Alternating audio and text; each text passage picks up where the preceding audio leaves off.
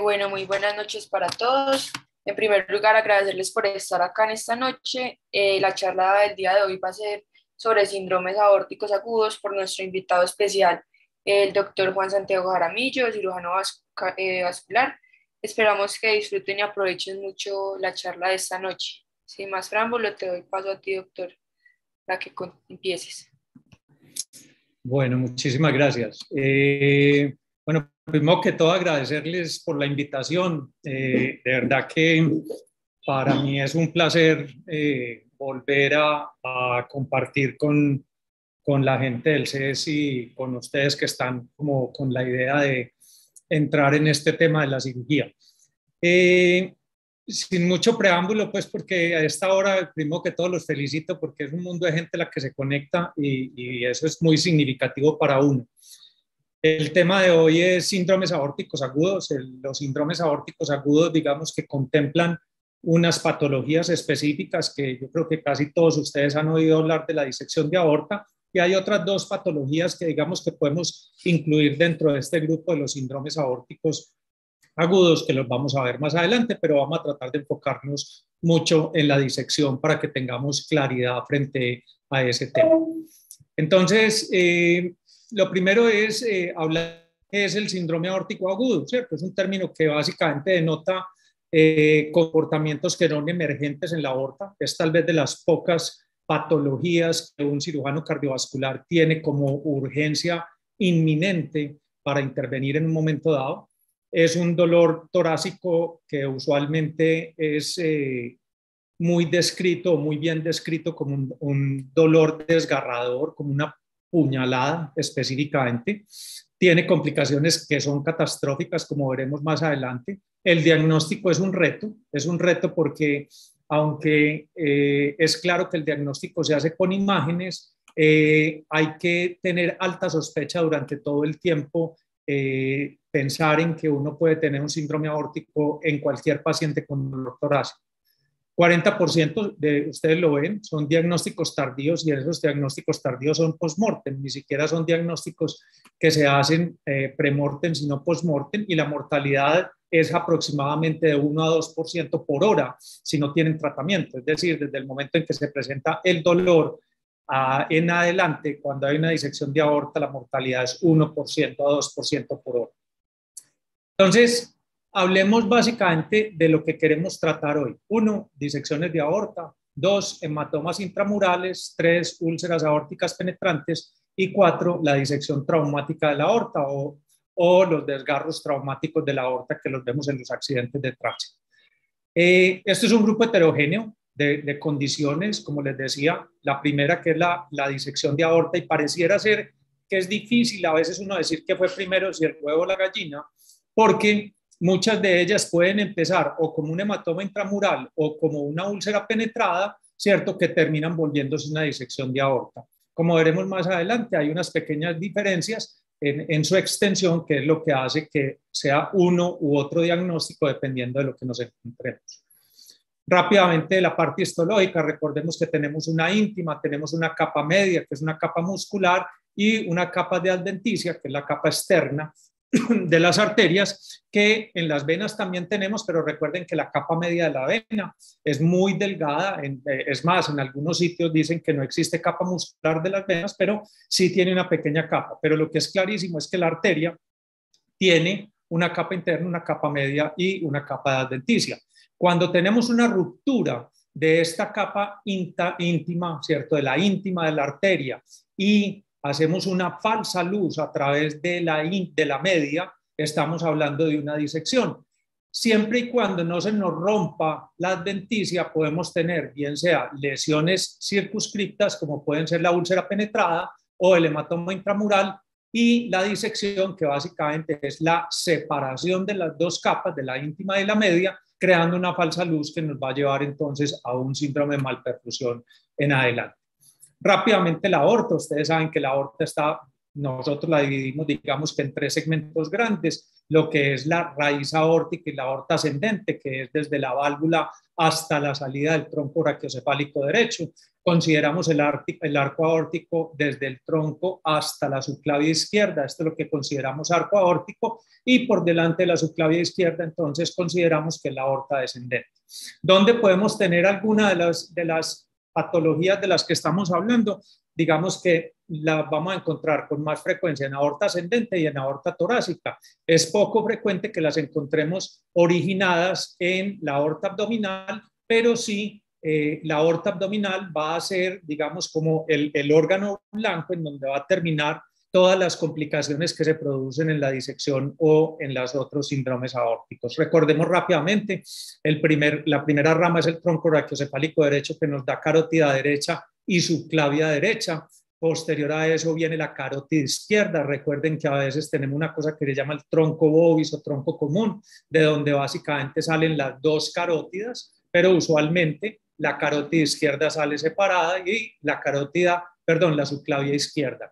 De ahí en adelante vamos a tener las ramas torácicas, que son las intercostales y torácicas, específicamente la arteria de Adamkiewicz, que está aquí, que es más o menos a nivel de T10, en donde son las paraplegias, y vamos a tener eso en la cabeza porque más adelante hablaremos de ello. Una vez pasamos el diafragma, vamos a tener primero el tronco celíaco, posterior al tronco celíaco la arteria mesentérica, las dos arterias renales, viene la mesentérica inferior, las arterias suprarrenales. La aorta se divide entonces en las arterias ilíacas, que nos van a dar las hipogástricas profundas, y posteriormente entonces femoral común, femoral superficial, femoral profunda, poplítea, tibiales, en fin, de ahí para adelante, que espero que se las vayan aprendiendo con despacio. ¿Cuál es la epidemiología? Y miren esto qué interesante. Es una incidencia de 2 a 3.5 casos por 100.000 personas al año, pero hay aproximadamente 10.000 casos al año nuevos en Estados Unidos. Los hipertensos son tal vez el grupo de mayor riesgo, tanto en la disección como en los síndromes aórticos, llámese úlcera penetrada o hematoma intramural. El tabaquismo, el trauma cerrado, sobre todo los traumas de aceleración y desaceleración, son los que pueden producir los desgarros o ruptura en los puntos de extensión de la aorta, como veremos más adelante, los pacientes que consumen cocaína específicamente, y los pacientes de disección de tipo A en el IRAD, que es básicamente el registro internacional de disección de aorta, en el cual uno puede, digamos, los pacientes que uno tiene de disecciones, y con eso se ha ido sacando, digamos, y nos han ido dando como los parámetros de qué y cuándo intervenir las disecciones. Y lo más interesante es que han encontrado que las disecciones tipo A se da más en pacientes mayores de 60 años, específicamente en la época de invierno, más en febrero y marzo, y más en los hombres. Y específicamente las disecciones se producen entre las 3:30 y las 6 de la mañana. Pareciera ser que hay cambios cíclicos en la parte, digamos, del ciclo del sueño, en donde hay unas crisis hipertensivas en la época de invierno, lo cual hace que sean más propensos en esta época del año. Las mujeres tienen un peor pronóstico que el de los hombres cuando se presentan las disecciones. Sin tratamiento, aproximadamente el 70% se mueren en las primeras 4 y el 90% se mueren en la primera semana. Por eso, para los cirujanos cardiovasculares, esta patología, es una patología que implica intervención inmediata. Es decir, cuando uno hace el diagnóstico lo primero que le pregunta al paciente es: ¿y cuándo empezó el dolor? Y el paciente casi siempre es capaz de decirle a uno la hora exacta. Le dice a uno: empezó a las 9 de la mañana. Entonces usted hace la cuenta. Llevo 6 horas, va en el 6% de mortalidad. Llevo 8 horas, va en el 8% de mortalidad. Cuando uno es capaz de intervenir la disección de aorta tempranamente, la mortalidad intraoperatoria es entre el 21 y el 26%. O sea, 1 de 4 se le mueren a uno. Cuando el manejo es médico, el 60% se mueren. Es decir, si uno no los interviene, 6 de 4 se nos van a morir. Y si la disección es tipo B, que ahorita vamos a ver, Si los operamos, el 31% usualmente fallecen, pero si no los operamos, ojo con esto, la mortalidad, o sea, el manejo médico tiene mejor evolución que el manejo quirúrgico en la disección tipo B. Ojo, la disección tipo A es inminentemente quirúrgica, pero la disección tipo B es inminentemente para manejo médico o para manejo percutáneo. Entonces, miren lo que yo les decía ahora, ¿cierto? ¿Quién fue primero, el huevo o la gallina? ¿Será que primero hubo una úlcera penetrada que evolucionó a un hematoma y que se volvió disección? ¿O sería que de entrada yo tuve un desgarro de la íntima, ¿cierto? Que directamente me disecó y que me separó las dos. Es difícil saberlo, pero pareciera ser que casi siempre empieza en una úlcera o empieza en algún sitio de fragilidad de la íntima en donde hay una placa y se levanta y se produce la disección. Hay una ruptura de la vasa vasorum, en algunos casos dicen que sí, otros que no. El falso lumen de separación de las capas, como lo vamos a ver, es muy evidente en las tomografías y en los ecos transesofágicos. Uno alcanza a ver las dos imágenes como grano de café, como lo describen en los libros, lo cual hace que haya síndromes de perfusión en los órganos a distancia. El clivaje de las placas lamelares concéntricas. Recuerden que los vasos sanguíneos son músculo liso y fibra elástica y 2/3 son de la parte interna de la pared torácica. Es importante porque antiguamente hablábamos de la necrosis de la capa media. Hoy en día ya no se habla tanto de la necrosis de la capa media, pero sí de la pérdida de la matriz de colágeno, que pareciera tiene un factor de riesgo supremamente importante en enfermedades congénitas, como vamos a ver más adelante, sobre todo en los defectos de la colágeno. Entonces, ¿cómo se compromete? Usualmente la disección empieza por encima de la unión sinotubular y casi siempre por encima de la coronaria derecha. La coronaria derecha es la que está más anterior, la coronaria izquierda es muy posterior, pero usualmente está 4 a 5 centímetros por encima de la válvula aórtica, es decir, casi que en la unión sinotubular, que es el origen de la aorta ascendente. Entonces, digamos que ahí está el primer inicio o el gran inicio de las disecciones tipo A, como vamos a ver aquí, de acuerdo a esa clasificación, en la disección tipo A, el arco aórtico se compromete en el 10 al 20% de los casos y cuando la disección es distal a la subclavia, entonces hablamos de que es una disección tipo B DeBakey. Vamos a ver que en Stanford tenemos otra clasificación porque digamos que unos grupos utilizan Stanford y otros grupos utilizamos DeBakey.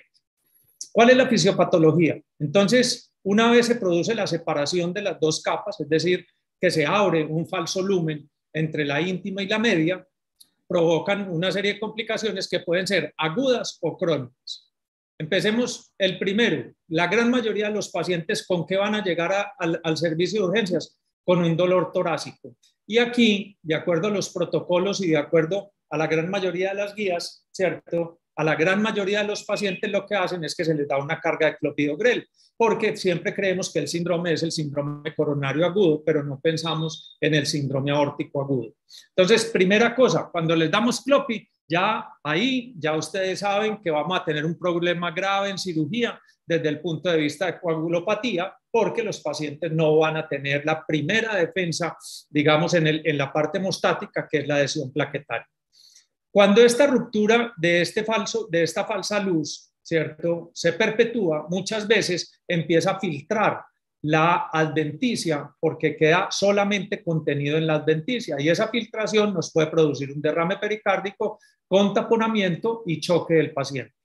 Insuficiencia aórtica cuando tenemos una disección en la aorta ascendente que usualmente compromete alguna de las comisuras y al separarse la comisura, como de pronto les mostraría ahorita, al separarse la comisura de la capa de la aorta, ¿cierto?, la válvula automáticamente se va a prolapsar y se va a caer dentro del ventrículo, lo cual va a producir una insuficiencia aórtica aguda.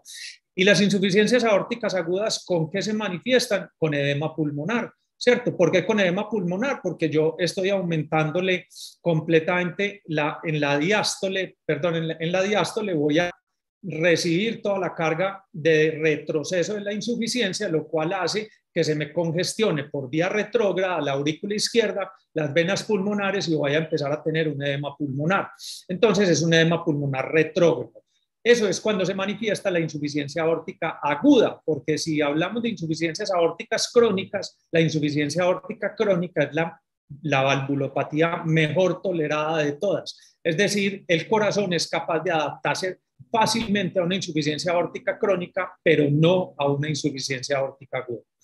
Ruptura de aorta, pues esto cuando pasa no hay nada que hacer, ¿cierto? Esto, imagínense un hueco a 5 litros por minuto, pues no llega uno al primer minuto y ya está muerto. Entonces ahí no hay nada que hacer. Malperfusión visceral. Este es uno de los grandes problemas que nosotros tenemos porque muchos pacientes se presentan con el dolor, como el dolor puede ser transitorio, pasajero, y aparecen después con un síndrome de malperfusión visceral. Empiezan con isquemias viscerales, con síntomas de isquemia mesentérica, empiezan con enterorragia, con una serie de síntomas que lo hacen pensar a uno y termina uno haciendo un diagnóstico tardío de la malperfusión y con con unas consecuencias bien importantes, porque se produce falla renal, se puede producir falla hepática, se puede producir problemas, como les digo, de perfusión intestinal, cual pues tiene problemas serios. Y la malperfusión de las extremidades, aunque es poco común que uno se encuentre que la primera manifestación de los pacientes sea esta, la hemos visto, que son los pacientes que a veces le llegan a uno porque consultan a los servicios de urgencia porque tienen isquemia de miembro inferior específicamente, y lo más frecuente es que sea de la pierna izquierda. Y lo que pasa es que el flap de disección, que casi siempre, que es como un tornillo, porque él hace las veces helicoidales, la disección tiene una distribución helicoidal en la aorta, hace que ese flap de disección tape la femoral o la ilíaca y entonces va a haber un síndrome de malperfusión de extremidades inferiores. Y por más que uno quiera hacerle una embolectomía y por más que uno quiera sacarle coágulos, pues no está haciendo nada porque probablemente se va a meter por una luz falsa y no va a traer nada. ¿Cuáles son las condiciones predisponentes? Los hipertensos, como les decía, el 75% de los pacientes, la degeneración de la media, la necrosis quistomedial, ¿cierto? Que hablábamos que es un 20%, se ve en pacientes con aortitis y con LUES. Estos pacientes, aunque curiosamente los dejamos de ver durante una época, hemos vuelto a ver muchos pacientes con LUES. A mí me llama la atención LUES terciarias, pero los vemos hoy en día. Enfermedades del colágeno como el Malfan, con el Ehrler, el Turner, el Noonan, el Loeys-Dietz, aunque no son patologías que vemos con frecuencia en Latinoamérica, ocasionalmente tenemos algunos pacientes, sobre todo Marfan, vemos con cierta frecuencia, vemos pacientes, algunos Ehrler, no todos, estos son poco frecuentes, no los vemos mucho y mucho menos el Loeys-Dietz, que es una patología más escandinava. La coartación de aorta es un factor predisponente, sobre todo en aquellos pacientes adultos que llegan coartados a la edad adulta. El hematoma intramural, como vimos, puede ser el inicio o el detonante inicial de la disección, y las vasculitis como el Takayasu, el Becker, la arteritis de células gigantes, aunque poco frecuentes, pero pueden ser una causa del factor como factor de riesgo. Marfan, 20 a 40% de los pacientes con este desorden se pueden disecar. Por eso las intervenciones en los pacientes de Marfan en aorta son más tempranas que en la población general. Es la primera causa de muerte, es la ruptura de aorta o la disección de aorta. Tienen un defecto en la síntesis de la fibrilina 1 y hay una predisposición en la degeneración de la capa media de las arterias. Por eso ellos son mucho más susceptibles a desarrollar disecciones tempranas o rupturas de aorta tempranas. Entonces, como les decía, pues estos que están aquí, eso en todos los libros aparecen iguales. Esto pues es muy genético realmente, pero pues son algunos de los factores que uno puede tener y que se pueden hacer investigación más que cualquier otra cosa, porque estas cosas no las pide uno usualmente ni en urgencias ni en nada, sino cuando tiene que estudiar pacientes que tengan dilataciones de aorta y que esté buscando alguna tara familiar para el tema. Entonces, ¿cómo las clasificamos? Clasificamos como DeBakey o como Stanford. Cualquiera de las dos está bien hecha. No quiere decir que una sea mejor que otra. Hay grupos que utilizan una clasificación, otros utilizan otras. Ustedes saben que esta cantidad de apónimos muchos de ellos surgen entre las rivalidades de las instituciones. Entonces, digamos que el doctor DeBakey, que estaba en la Cleveland Clinic, Stanford es en California, está Craig Miller. Entonces, digamos que cada uno quiere poner su clasificación personal y eso se estandariza y digamos que hoy en día las utilizamos. Entonces, DeBakey dijo, hay tipo 1, tipo 2, tipo 3A y tipo 3B. Tipo 1, la disección que abarca todo, es decir, arranca en la raíz y termina en la cola de la crin, ¿cierto? Es decir, va de la punta a la punta. DeBakey tipo 2, aorta ascendente. Entonces, cuando tengo un DeBakey tipo 2, estoy hablando de solamente aorta ascendente. Y DeBakey tipo 3A, hablamos por delante de la subclavia, ¿cierto? Y se limita en el tórax. Y DeBakey tipo B, por delante de la subclavia izquierda, pero se extiende hasta el abdomen. Me gusta la clasificación de Stanford. Yo soy más brutico, entonces yo hablo de la clasificación tipo A y tipo B. Para mí, siempre que hablo de disección tipo A o tipo B. Tipo A arranca desde la raíz, tipo B arranca por delante de la subclavia.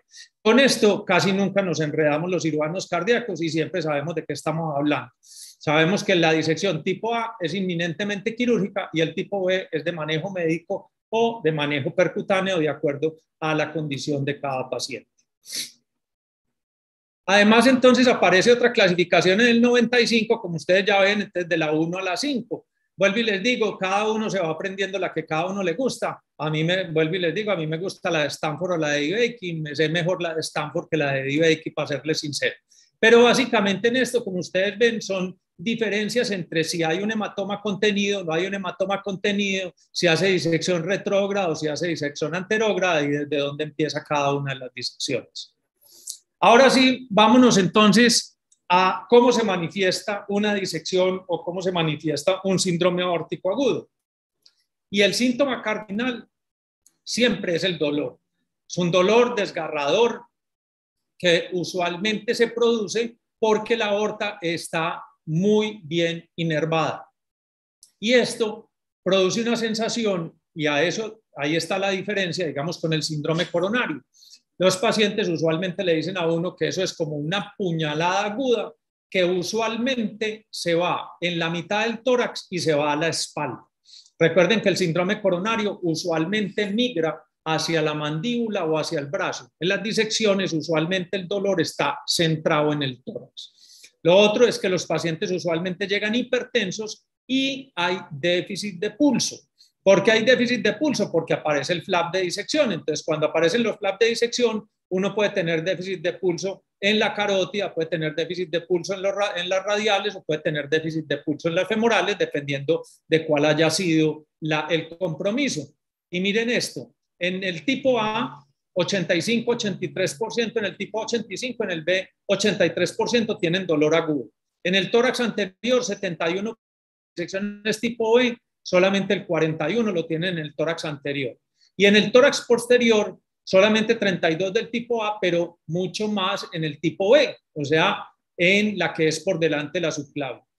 El desgarro y dolor punzante, estas son las presentaciones en ambas, en cada una de las disecciones de la clasificación de Stanford. Y las cifras tensionales en el tipo B, si ustedes miran, el 70% son hipertensos, 20% son normotensos, hipotensos solamente el 2.3%.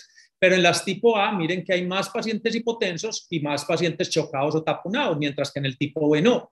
Es decir, el 25% de los pacientes le pueden a uno llegar con choque o hipotensos o taponados secundarios a la disección tipo A porque presentan un taponamiento cardíaco o porque tienen algún compromiso de órgano blanco que hace que el paciente se choque. Entonces, muy importante, sospecha alta, disección tipo B, paciente que llega muy hipertenso. Cuando el dolor es un dolor más anterior, punzante, agudo, siempre pensar en que uno puede tener una disección tipo A en los pacientes. Déficit de pulso, 18% en las tipo A. Rayos X sin ensanchamiento, 17%. Ensanchamiento en el 62% y el déficit neurológico hasta el 10%. Es decir, aquellos pacientes que de pronto le llegan a uno y le dicen, no, es que me dio un dolor en el pecho y se me fue la visión. Sospechen en que tiene un evento neurológico y dentro de los eventos neurológicos no solamente están los embolismos por la fibrilación auricular, sino que también están las disecciones de aorta. Síntomas asociados, vuelvo y les presento todos estos cuadritos que pues, los encuentran en muchas partes, pero básicamente lo que les estaba diciendo, el síncope, el taponamiento, el dolor. Otras características son la insuficiencia, el colapso, el pulso diferencial, la isquemia miocárdica y los signos neurológicos en el tipo A. En el tipo B es más un dolor de espalda, ¿cierto? Un dolor que migra, un déficit de pulso distal, casi siempre están hipertensos, hay falla renal, hay claudicación o hay mala perfusión distal de las extremidades. Esto simplemente es mostrarles que tres tipos de guías, las guías canadienses, las guías americanas y las guías europeas. Y cada uno de ellos ha ido sacando los hallazgos, ¿cierto? Que tiene cada uno de los pacientes, cuáles son, tienen aneurisma, cuáles son de alto riesgo, en fin, los clasifican y cuáles son las recomendaciones que tienen para uno trabajar. Pero digamos que las tres sociedades trabajan más o menos similar y todos consideran lo mismo.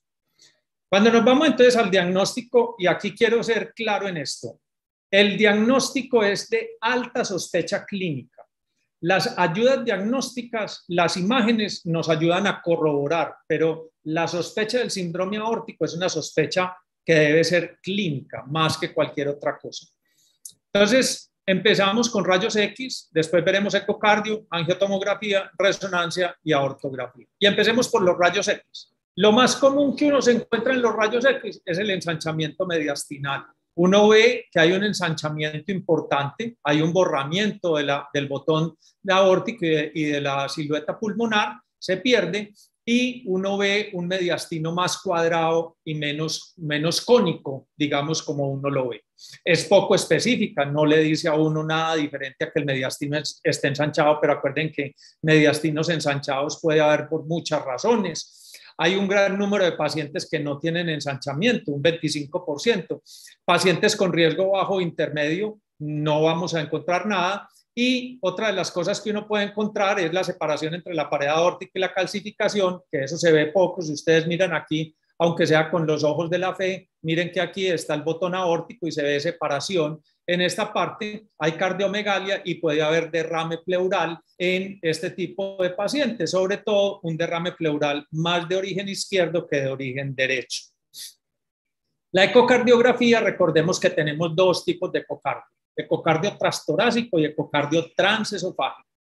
El transtorácico, hoy en día la gran mayoría de los centros tienen equipos de ecocardiografía en los servicios de urgencia y si no bajan con mucha facilidad a hacerlo. Es un equipo que es asequible, ya hoy en día la gran mayoría son portátiles, es rápida de hacer y el desempeño es pobre porque al ser operador dependiente y no todo el mundo saberlo hacer bien hecho, puede tener muchos falsos positivos. Históricamente una sensibilidad del 57 al 82%, con una especificidad del 65 al 96%, y como les digo, es netamente operador dependiente. Pero cuando uno se encuentra estas dos imágenes, cierto que esta es una aorta y uno ve este granito así en media luna, esta en donde hay flujo aquí y hay flujo aquí, entonces uno tiene que tener alta sospecha de que está frente a una disección de aorta o lo que conocemos como engrano de café, que lo vamos a ver más adelante.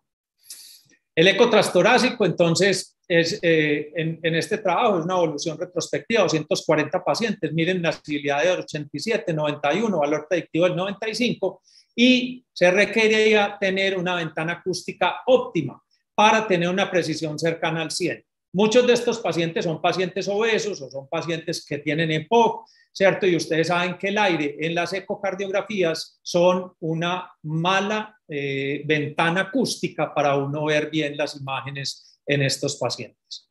Eco transesofágico, mucho mejor, es un estudio de primera línea.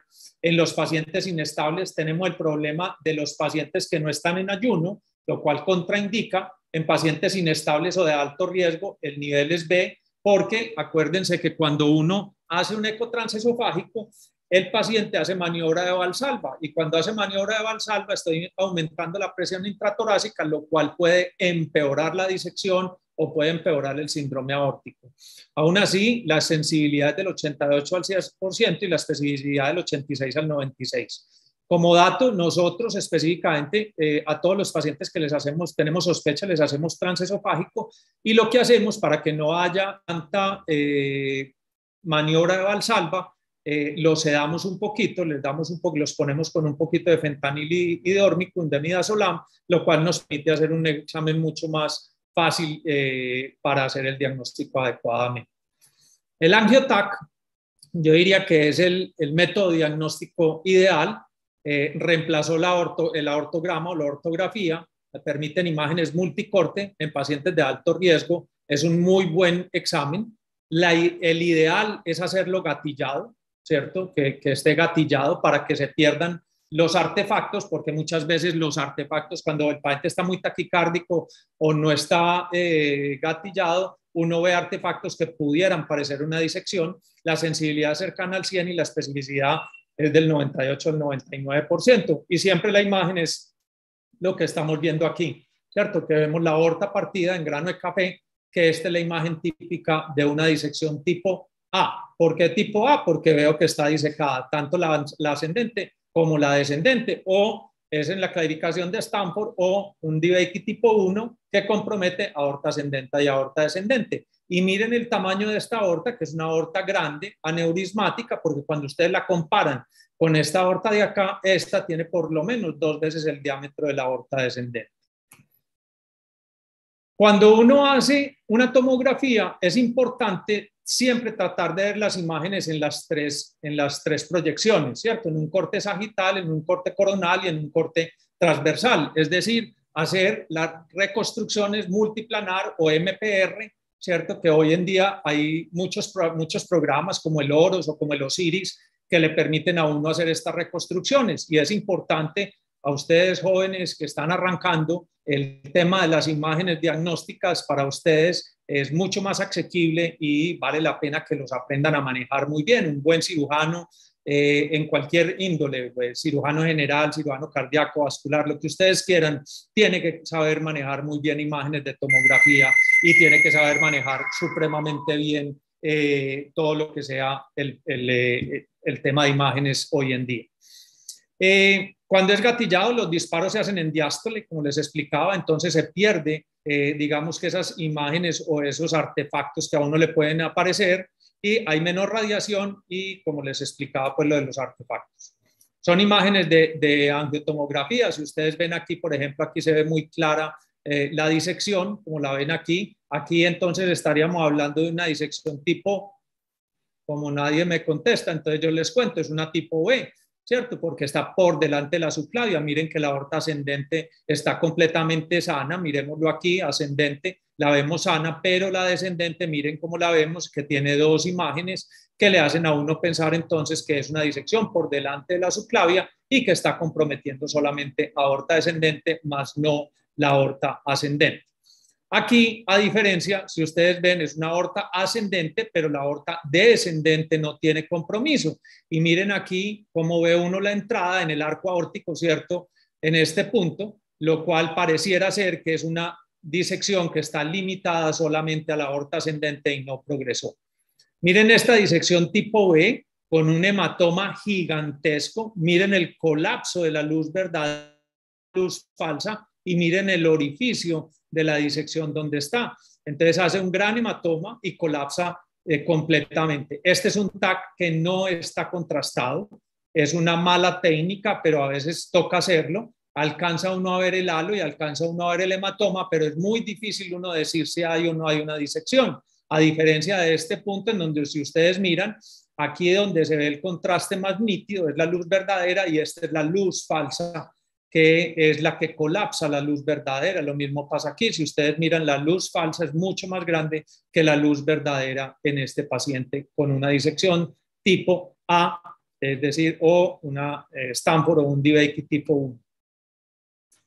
Aquí, nuevamente, es una tomografía. Hablamos de resonancia como uno de los exámenes que emergen hoy en día como una alternativa. ¿Cuál es la diferencia, digamos, entre la resonancia y la tomografía y por qué preferimos la resonancia? La tomografía, porque la resonancia es un examen lento, es un examen que requiere mucha más preparación, es más difícil de llevar el paciente, hacer que el paciente se quede quieto con el dolor es mucho más complejo, es mucho más costosa y no es tan asequible como la otra. Tiene mucha más sensibilidad y más especificidad en un momento dado porque es una imagen mucho más bonita, no utiliza medios yodados, pero utiliza gadolinio, que es otro método de contraste, digamos, en los pacientes en donde uno necesita proteger el riñón.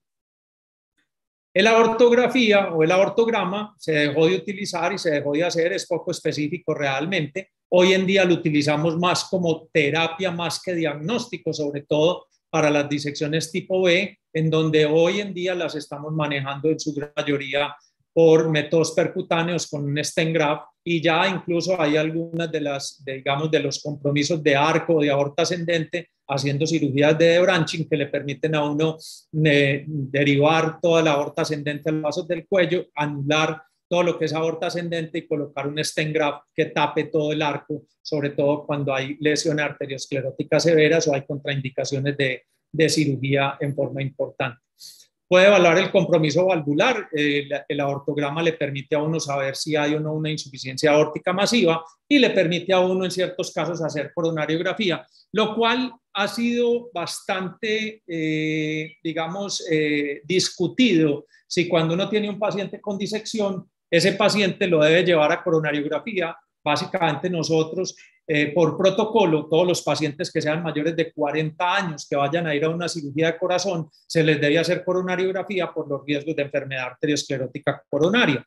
Entonces, cuando uno se enfrenta a una disección, que la gran mayoría de los pacientes son pacientes mayores de 63 años, pues uno diría, le deberíamos hacer una coronariografía, pero el riesgo que uno tiene grande es, uno, meterse por luz falsa con el catéter, o dos, aumentar la disección, o tres, romper la adventicia en el momento en que pasan los catéteres hasta la raíz aórtica. Entonces, digamos que eso está muy cuestionado. Si a mí me preguntan, yo no les hago nunca coronariografía, los llevo así, hago reimplante de las coronarias, y más adelante, si uno ve que hay un síndrome coronario, entonces uno pues optará por hacer algún tipo de manejo en ese paciente.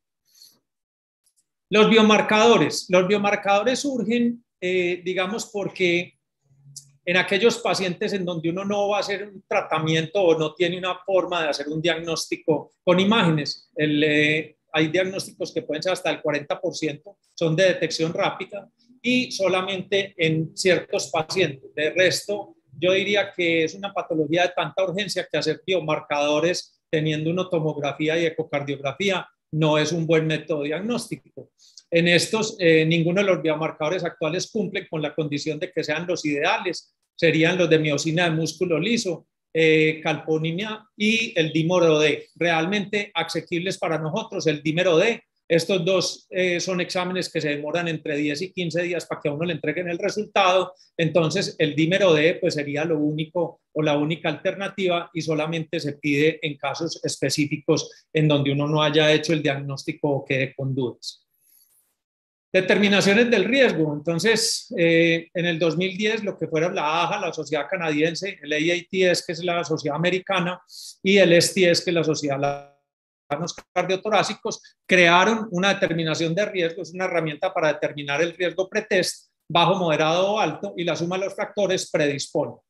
¿Cuáles son las condiciones de alto riesgo? Historia de Marfan, historia familiar de enfermedad aórtica, de la arteria aorta, enfermedad valvular aórtica conocida, específicamente la insuficiencia aórtica o las aortas bivalvas, que son congénitas, y la manipulación aórtica reciente, bien sea por un esteno, por una dilatación de una coartación, un cierre de un ductus, cualquiera de esas cosas que se hacen en los adultos que pueden conllevar a un factor de riesgo para disección o para ruptura. Síntomas de alto riesgo: el dolor torácico dorsal abdominal, que sea abrupto, que sea severo y desgarrante. Y características clínicas de alto riesgo: cuando hay déficit de perfusión, cuando hay déficit de pulso, cuando hay un diferencial de la presión arterial sistólica entre las extremidades superiores e inferiores, cuando hay déficit, cuando hay shock, o cuando hay un soplo importante de insuficiencia aórtica que aparezca de nuevo. Cualquiera de estas son indicaciones de intervención inmediata. Estos son los que es 1% por hora. Estos no son de las cirugías que uno dice, no, entonces lo pasamos mañana por la mañana.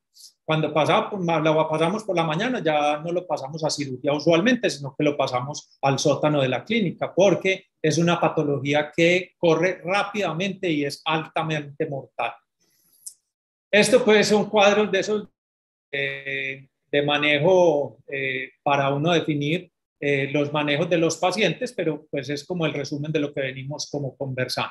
Lo mismo, esta es la puntuación, como les decía, la puntuación de acuerdo a los factores de riesgo, ¿cierto? De acuerdo a dolor, de acuerdo a factor de riesgo o de acuerdo a los hallazgos del examen físico, se les da una puntuación y de acuerdo a esa puntuación, entonces uno define si interviene ahí mismo o cuando interviene. ¿Cuáles son los manejos entonces de los síndromes aórticos? Manejo es quirúrgico, manejo médico o manejo endovascular. Y empecemos con el manejo inicial, que debe ser siempre estabilización del paciente, limitar la disección. ¿Y cómo tratamos de limitar la disección? Con lo que han oído ustedes hablar de la terapia antipulso. La terapia antipulso solamente es controlar presión arterial, el control de PTT, que es básicamente el choque de la presión sistólica, ¿cierto? Y de la vasodilatación, lo que le permite a uno desacelerar el tiempo y disminuir la tensión en la pared, y el manejo de la analgesia. Entonces, fácil. ¿Qué tenemos que hacer en estos pacientes? Rápidamente, beta bloquearlos, bajar la presión arterial. Son dos cosas diferentes, el beta bloqueo y el manejo de la presión. Usualmente cuando utilizamos un beta bloqueador bajamos la presión, pero muchos de estos pacientes necesitan y requieren que les pongamos nitroprusiato para bajar la tensión rápidamente. Ninguno de estos pacientes debe manejar sistólicas por encima de 110. La idea es mantener estos pacientes bradicárdicos, es decir, entre 60 y 70 latidos por minuto, y el control del dolor es supremamente importante. Nosotros lo hacemos siempre con morfina o con derivados de la morfina para tener un buen control. Como les decía, la meta entonces 100 a 120, beta bloqueadores como el abetalón intravenoso, los nitratos intravenosos, calcio antagonistas son de más lento efecto, por lo tanto no son los ideales, sobre todo en Colombia que no los tenemos venosos, no son ideales para el manejo agudo. El control del estrés de la pared aórtica, que lo manejamos con un manejo de la frecuencia entre 60 y 70 idealmente. ¿Cuál es el manejo entonces quirúrgico? La mortalidad, cuando es de manejo médico, la mortalidad tiende hacia el 60% en las primeras 48 horas, pero la mortalidad quirúrgica es una mortalidad que está entre el 10 y el 20% aproximadamente cuando se lleva en forma aguda. La supervivencia, 30 días es del 90% y al año aproximadamente el 74% de supervivencia. ¿Qué hacemos en estos pacientes? Como ven ustedes aquí, usualmente uno tiene una aorta que está dilatada porque se rompió esa unión entre la íntima y la media, entonces se vuelve como aneurismática. Hacemos lo que se llama cirugía de Bentall o reconstrucción de toda la raíz aórtica en algunos casos, en otros casos no tiene que ser completa, como veremos. Esto lo vemos así: uno abre la aorta y se encuentra dos lúmenes, un lumen falso que es este primero al abrir la adventicia, y inmediatamente se encuentra la capa media que uno la abre y llega a la capa interna, y ese es el verdadero lumen por el cual uno tiene que ir. Una vez uno abre, entonces esto es lo que nosotros llamamos ensanduchar. Ensanduchar es volver a restituir las dos capas, que las hacemos bien sea con suturas y con refuerzos de felpa, lo cual nos permite volver a juntar tanto la capa interna con la capa media y adventicia para volverle a dar un flujo solamente por la luz verdadera del paciente. Cuando tenemos entonces compromisos de aorta ascendente, como les decía, cuando se suelta la comisura, ¿cierto? La válvula aórtica se cae porque se suelta la capa interna de la aorta y de la válvula se cae, entonces esto es lo que se llama una resuspensión de la válvula, que no es nada diferente a pasar un punto con pledget a nivel de la parte superior de la comisura y sacarlo en la capa externa, juntando nuevamente las dos capas de la aorta. Posteriormente, como ustedes ven, esta es una felpa, lo cual nos permite hacer un sándwich tanto por dentro como por fuera. Esto es ensanduchar y volver a sellar, digamos, todas esas capas de la aorta, desde la íntima, la media y la externa, para volver a recanalizar el flujo y que la válvula aórtica nos vuelva a quedar competente. Entonces, no siempre tenemos que, digamos, liberar o no siempre tenemos que cambiar la válvula, a veces la podemos reconstituir y la dejamos como la válvula original del paciente.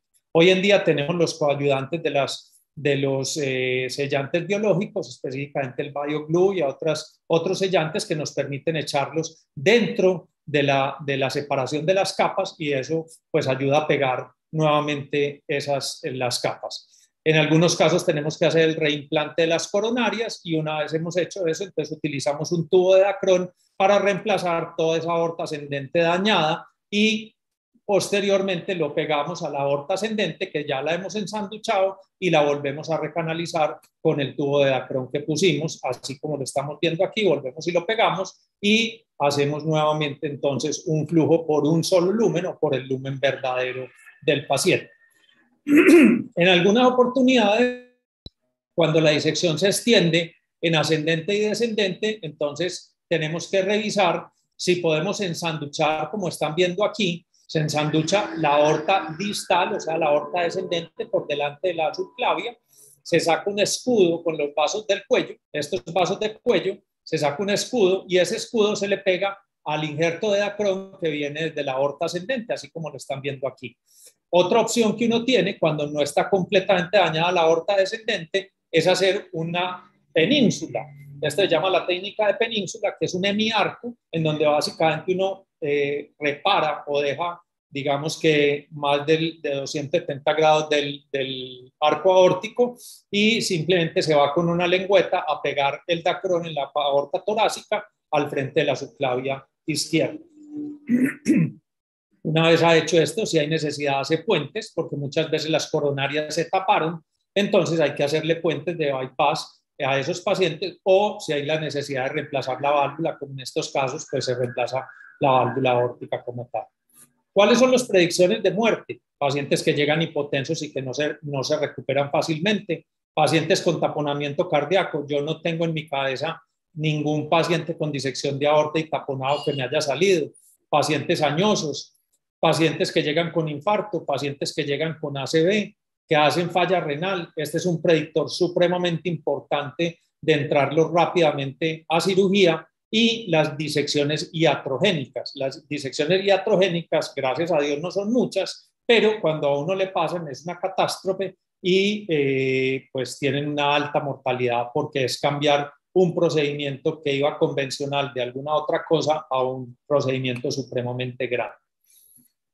Cuando nos enfrentamos al manejo de la tipo B, como les decía, que la tipo B es diferente porque la tipo B básicamente está por delante de la subclavia, entonces no hay compromiso de los vasos del cuello. En este caso específicamente, cuando el origen de la disección es muy cercano a la subclavia, uno tiene que hacer lo que se llama la cirugía de branching, que simple y llanamente es sacar un injerto desde la aorta ascendente, conectárselo al tronco brachiocefálico, a la carótida izquierda, y de esa manera revasculariza los vasos del cuello, y después uno puede hacer un carótido subclavio para darle circulación al brazo izquierdo. No siempre hay que hacer el carótido subclavio, hay algunas personas que dejan abandonada la subclavia, no tiene ningún problema, se liga aquí proximal y se deja abandonada, y esto por circulación colateral se puede también irrigar sin ningún inconveniente. Y posteriormente entonces se viene con una endoprótesis y se coloca desde el arco o desde la subclavia, dependerá de la necesidad que uno tenga,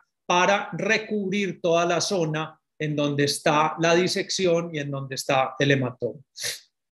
Cuando yo estudié cirugía cardíaca, los operábamos, teníamos una mortalidad altísima con una paraplegia alta, porque nos tocaba básicamente pinzar la aorta a la salida de la subclavia izquierda, y hacíamos mucha isquemia de la parte de la columna. Entonces, cuando menos pensábamos, pues los pacientes terminaban parapléjicos en cuidado intensivo. Con el advenimiento de los stent graft, hacia los años 90 y 2000, empezamos a ver que los resultados eran muchísimo mejores en cuanto a paraplegia. Entonces pasamos de un 30% de paraplegia, quedamos en una 2 o 3% de paraplegia cuando se hace con stent graft versus con cirugía. Entonces hoy en día el manejo casi siempre se hace con stent graft. Miren lo que yo les decía, cuando uno hace la evolución, el manejo quirúrgico, ¿cierto? Con un injerto. Esta es la supervivencia. Miren la supervivencia, cómo se cae en estos pacientes endovascular y tratamiento solamente médico, casi que es lo mismo en ambas, en la supervivencia de los pacientes en cuanto al tiempo en días. Como les decía, entonces el manejo es específico. Si ustedes miran, estos estén usualmente son estén recubiertos. Este primer centímetro es lo que se llama el aterrizaje o los struts de aterrizaje.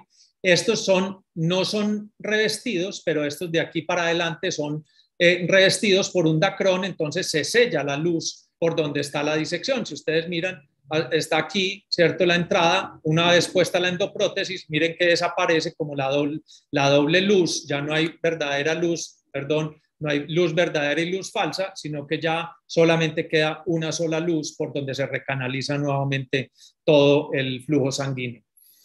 El tratamiento, entonces, como les decía, es híbrido. Las disecciones retrógradas tipo B, es decir, la que se origina por delante de la subclavia, pero no solamente se extiende distalmente, sino proximalmente.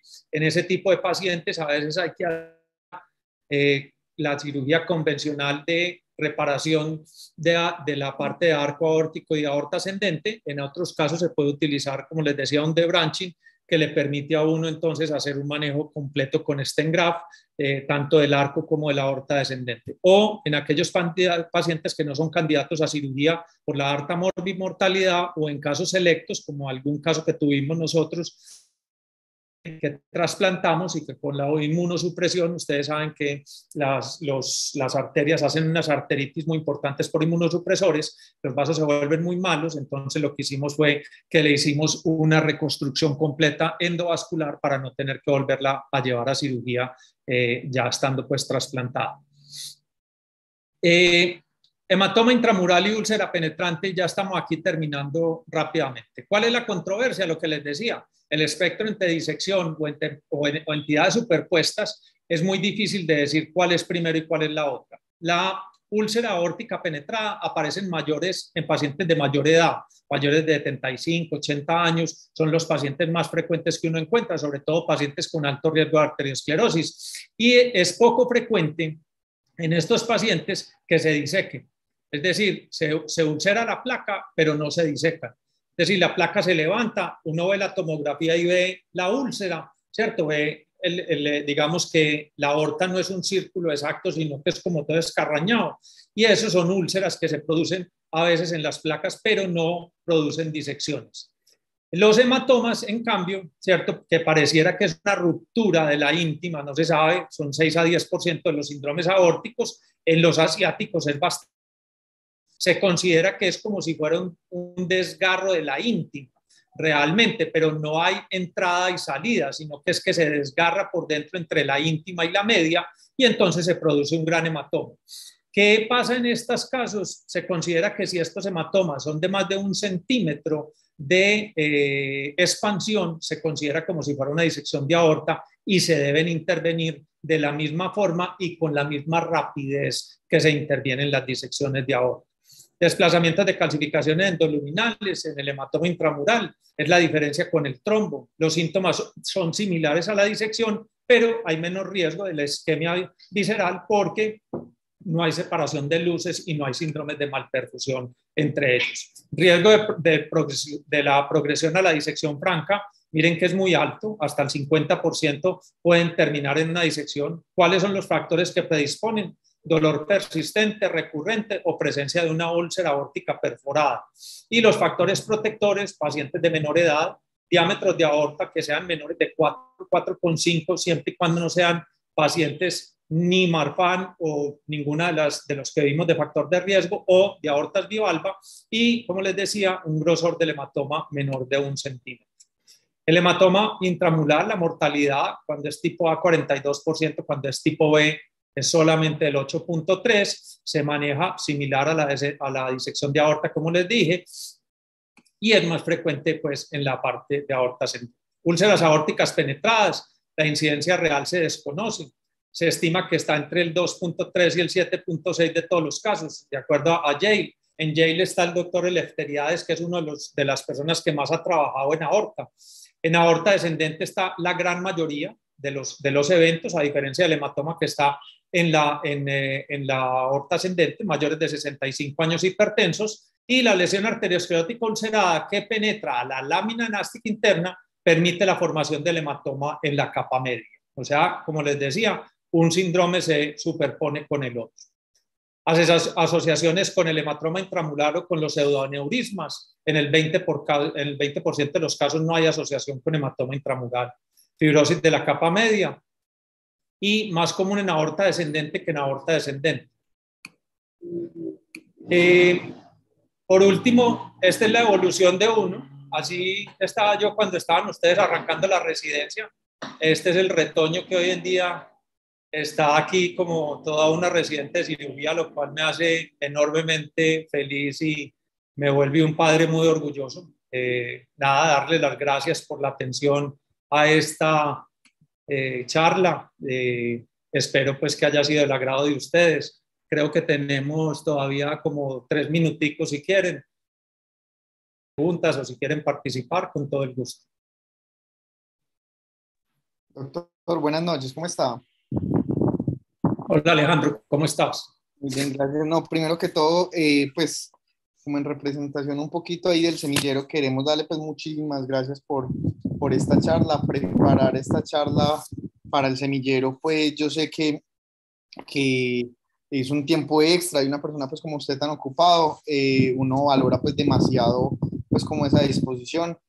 Camila pues cuando nos contó pues que usted estaba interesado en la charla, nosotros dijimos como pues de verdad que es para nosotros un honor pues contar con un subespecialista como usted y más en una patología que aunque pues como usted lo mencionó en gran parte es quirúrgica, pero yo creo que debe haber un enfoque desde medicina general y desde el médico del primer nivel o del segundo donde esté para que el paciente pues, reciba como oportunamente el tratamiento. Entonces pues de verdad que muchísimas gracias, un enfoque muy general, aunque hablamos un poquito pues de la parte quirúrgica.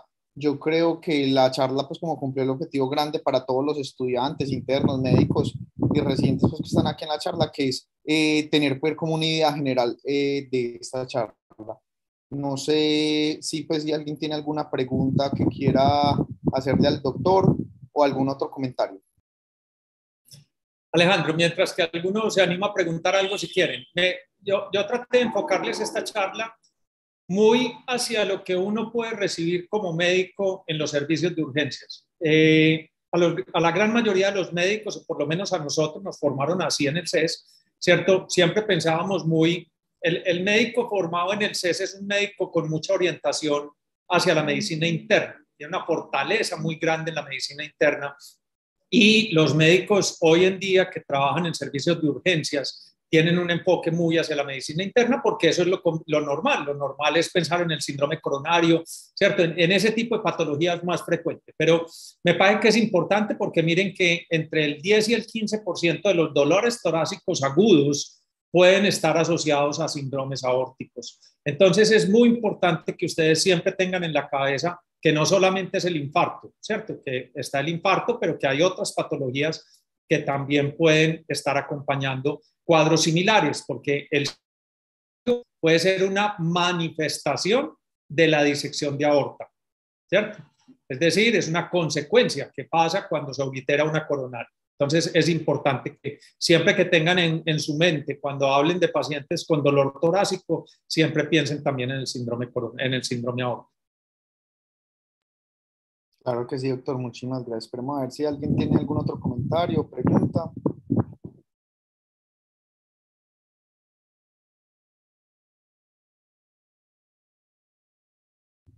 No, yo creo que no, doctor. La charla fue muy cansona o la charla fue muy difícil, porque cuando uno no dice nada, eso casi siempre pasa. No, mentira. Muy clara, la charla fue muy clara. No, verdad, doctor, o sea, yo que estuve pues muy atento, obviamente esto es un tema muy grande y que hay que estudiarlo. Para eso pues se estudia una residencia de cirugía general y se hace una subespecialización. Yo creo que hay mucho por estudiar, pero yo creo que la parte que usted quería como objetivo en la charla se logró. Pues muy buena la charla, muy clara. como le dije pues anteriormente, yo creo que mucho como lo que uno también tiene que pensar y hacer en el servicio de urgencias. No, doctor, de verdad que nuevamente pues mil gracias desde el semillero, la universidad y todos los participantes y los miembros. De verdad que muchas gracias a usted y a Camila pues por traernos esta oportunidad. Y ahí están escribiendo por el chat que muchísimas gracias. Eso estoy viendo. Nada, con todo el gusto, abiertas las puertas al que algún día quiera venir conmigo. Yo sé que Cami por ahí invita de vez en cuando gente, cuando quieran estar con nosotros, con todo el gusto está abierto a cirugía y pues nada, la idea es que ustedes queden muy bien formados en su tema quirúrgico, que estoy seguro de que así va a ser. Muchísimas gracias, doctor, de verdad. Les recuerdo que esta charla queda grabada en el enlace, pues en el canal de YouTube del Semillero. Nosotros también hacemos un post en Instagram como con los puntos clave. Cualquier pregunta, cualquier cosa, nos las pueden hacer llegar por medio del grupo del Semillero o en los comentarios y las podemos responder ahí junto con el doctor. Feliz noche para todos. De nuevo, muchísimas gracias, doctor, por esta charla y por prestarnos este tiempito de su valioso, que yo sé que lo es. A ustedes muchísimas gracias por haber estado, muy queridos, haberse tomado el tiempo de oír esto a estas horas de la noche. Mil gracias a todos y una feliz noche. Gracias, feliz noche. Hasta luego, muchas gracias. Doctora, muchas gracias.